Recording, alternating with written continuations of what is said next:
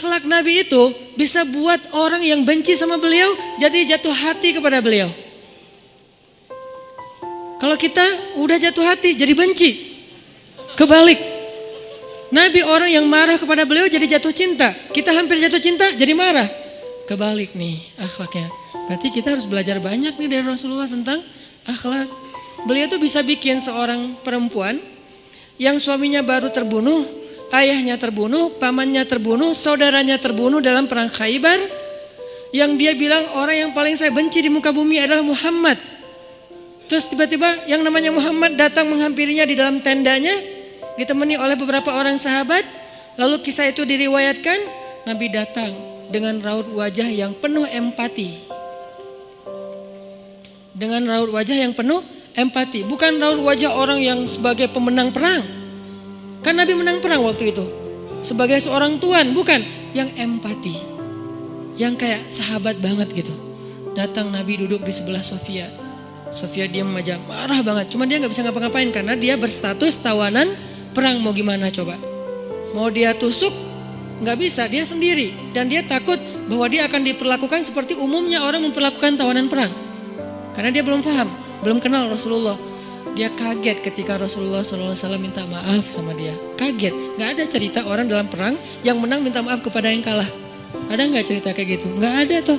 Yang menang minta maaf sama yang kalah. Maaf ya kami menang.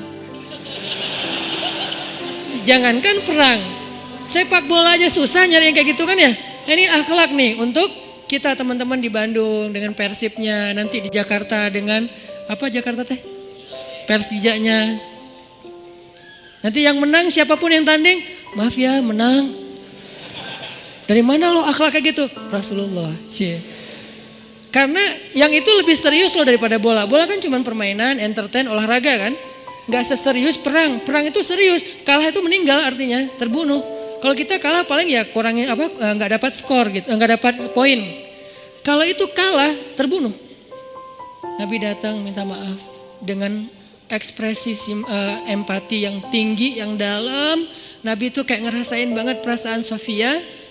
Minta maaf, menjelaskan. Sofia, maaf ya, aku ikut turut berduka atas wafatnya ayahmu, suamimu. Sofia marah banget. Terus Nabi menjelaskan apa yang terjadi. Aku tuh udah ngasih kesempatan agar kita gak usah berperang.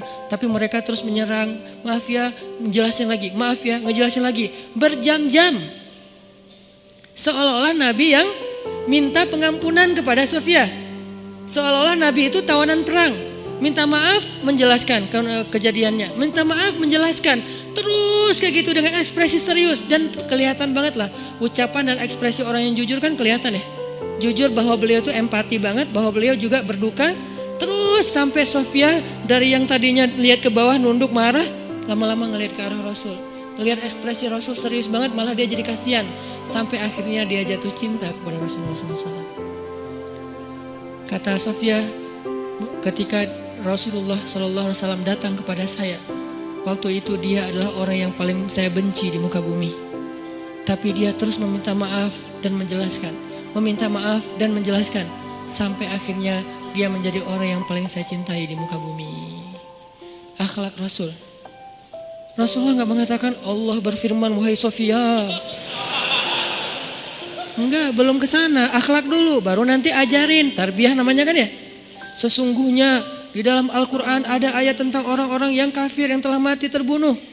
Enggak, Rasulullah tuh tahu. Jangan ngomongin tentang ayahnya yang mati terbunuh, ibunya yang pamannya, suaminya yang mati dalam keadaan kafir. Nabi gak mau ngomongin itu, kenapa? Menjaga perasaan Sofia. Kok masih dijaga sih perasaan? Kan mereka beda agama, mereka orang kafir. Inilah akhlak Rasul. Sehingga Nabi membahas yang membuat Sofia merasa kayak dihargai.